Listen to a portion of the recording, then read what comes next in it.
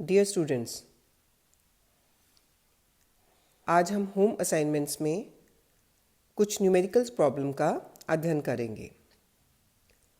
पिछले कुछ दिनों से हम इलेक्ट्रोकेमिस्ट्री के बारे में पढ़ रहे थे और लास्ट कुछ लेक्चर्स में हमने ट्रांसपोर्ट नंबर यानी अभिगमनांक ज्ञात करने की विधियों का अध्ययन किया था और उस पर पड़ने वाले प्रभावों का भी अध्ययन किया था।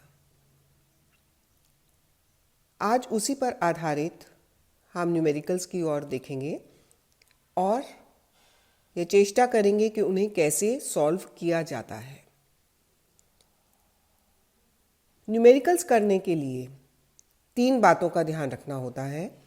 पहला, आपको क्या पूछा गया है। दूसरा, न्यूमेरिकल में कौन सा फॉर्मूला लगेगा।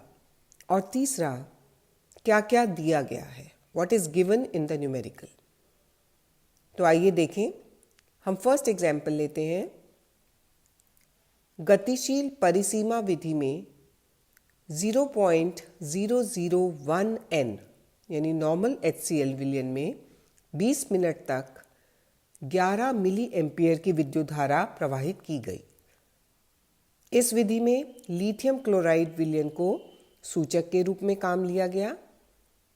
प्रयोग के उपरांत परिसीमा 1 सेंटीमीटर व्यास वाली नली में 13.9 सेंटीमीटर विस्थापित पाई गई। तो H आयन और क्लोराइड आयन का अभिगमनांक ज्ञात कीजिए।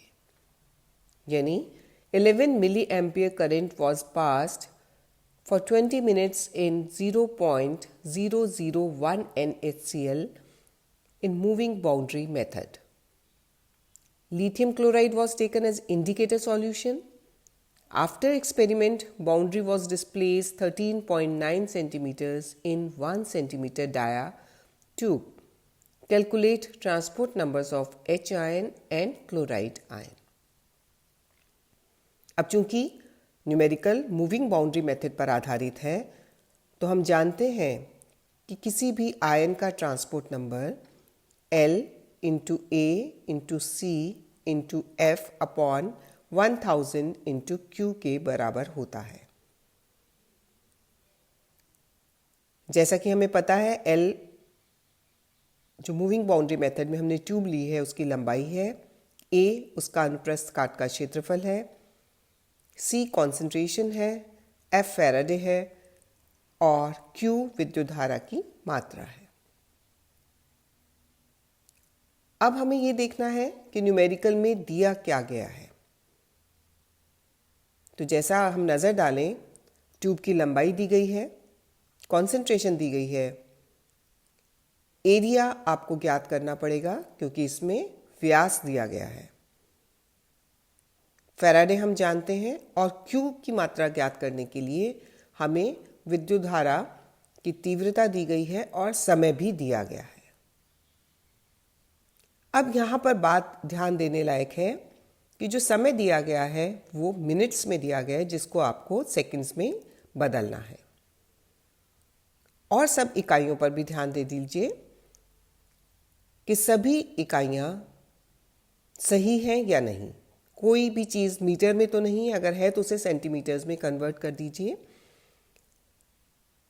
MKS के अनुसार जो भी जिस यूनिट के अंदर आप काम कर रहे हैं वो समान होनी चाहिए। तो अब आप इनका मान फॉर्मूला में रखिए। Q आपने निकाल लिया क्योंकि विद्युत धारा की तीव्रता दी गई है, किंतु समय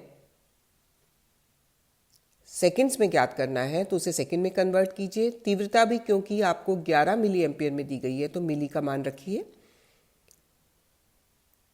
लंबाई आपको सेंटीमीटर्स में दी गई है।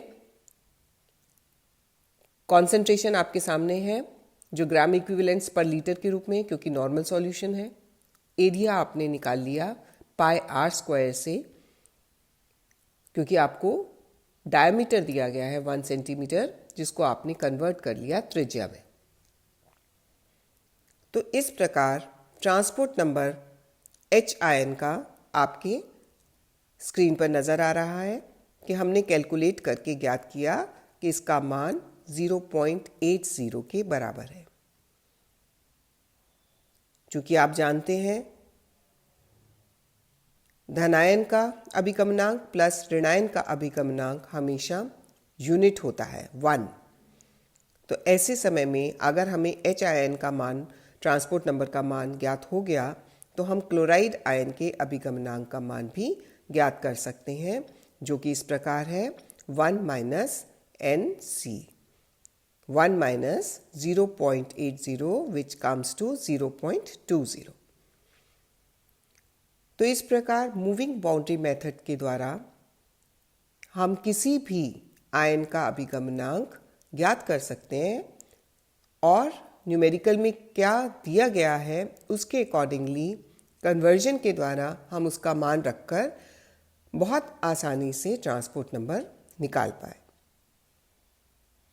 तो ऐसे बहुत सारे न्यूमेरिकल्स आपकी किताबों में दे रखे हैं, आप उनकी प्रैक्टिस कीजिए क्योंकि क्वेश्चन पेपर में न्यूमेरिकल्स जरूर पूछे जाते हैं। सेकेंड न्यूमेरिकल पे नजर डालें। प्लैटिनम इलेक्ट्रोड्स में KCl का विद्युत अपघटन करने के पश्चात 0.0137 ग्राम्स क्लोराइड की एनोडिक क्षेत्र में हानि हुई, जबकि सिल्वर कूलोमीटर में 0.00857 ग्राम्स सिल्वर की प्राप्ति हुई। पोटेशियम व क्लोराइड आयन का अभिगमनांक ज्ञात कीजिए। During the electrolysis of solution of KCl between platinum electrodes, 0.0137 grams of chloride was lost from the anodic compartment and 0.00857 grams of silver was deposited in silver coulometer connected in series. Determine the transport numbers of potassium and chloride ion. यह आपने hit of method में पढ़ा था। यहां आप देख रहे हैं कि आपको अभिगमनांक ज्ञात करना है और अभिगमनांक ज्ञात करने के लिए आपको क्लोराइड की जितनी मात्रा क्लोराइड के कंसंट्रेशन में कमी आई वो दी गई है और सिल्वर कूलोमीटर में कितना डिपोजिशन हुआ वह भी दिया गया है। तो ऐसे में जो फॉर्मूला हमें यूज करना है वो है कि किसी भी आयन का ट्रांसपोर्ट नंबर किस पर निर्भर करता है, नंबर ऑफ आयन्स या gram equivalents lost from anodic compartment upon number of gram equivalents deposited in coulometer. Hittorf method पे आधारित है। आपको न्यूमेरिकल, आपको इस फॉर्मूला की याद आ गई होगी। तो अब यहाँ पर इस फॉर्मूला के अंदर आपको सबसे पहले यह ज्ञात करना है कि कितने ग्राम इक्विवेलेंट्स एनोडिक कंपार्टमेंट में से चले गए। उसे ज्ञात करने के लिए आप देखिए कि आपको कितने ग्राम्स क्लोराइड का मान दिया गया है और उसको ग्राम इक्विवेलेंट्स में कन्वर्ट कीजिए। जैसा कि न्यूमेरिकल के सॉल्यूशन में बताया गया है, 0.0137 ग्राम्स क्लोराइड, आपने उसको ग्राम इक्विवेलेंट्स में बदला, इक्विवेलेंट से भाग दिया क्लोरीन के इक्विवेलेंट से 35.5, तो आपके पास जो ग्राम इक्विवेलेंट्स आए वो आए 0.0003859। इसी प्रकार सिल्वर कूलोमीटर में सिल्वर का जो मान हमें प्राप्त हुआ था वो है 0.0857 ग्राम्स, उसको भी कन्वर्ट कीजिए ग्राम इक्विवेलेंट्स में और सिल्वर के इक्विवेलेंट वेट से उसको भाग दीजिए। तो इस प्रकार आपके पास में दोनों ग्राम इक्विवेलेंट्स के मान प्राप्त हो गए। अब आप फॉर्मूला में पोटेशियम आयन का ट्रांसपोर्ट नंबर ज्ञात करने के लिए यह मान रखिए, जिससे कि आपको पोटेशियम का ट्रांसपोर्ट नंबर 0.486 प्राप्त हो जाएगा। अगेन हम जानते हैं कि धनायन और ऋणायन के ट्रांसपोर्ट नंबर का योग हमेशा 1 के बराबर होता है और आपके पास में धनायन का ट्रांसपोर्ट नंबर है तो आप ऋणायन का ट्रांसपोर्ट नंबर 1 माइनस एन के प्लस आयन से निकाल सकते हैं। उसमें से 1 में से माइनस कर दीजिए तो आपके पास में क्लोराइड आयन का ट्रांसपोर्ट नंबर आ जाएगा।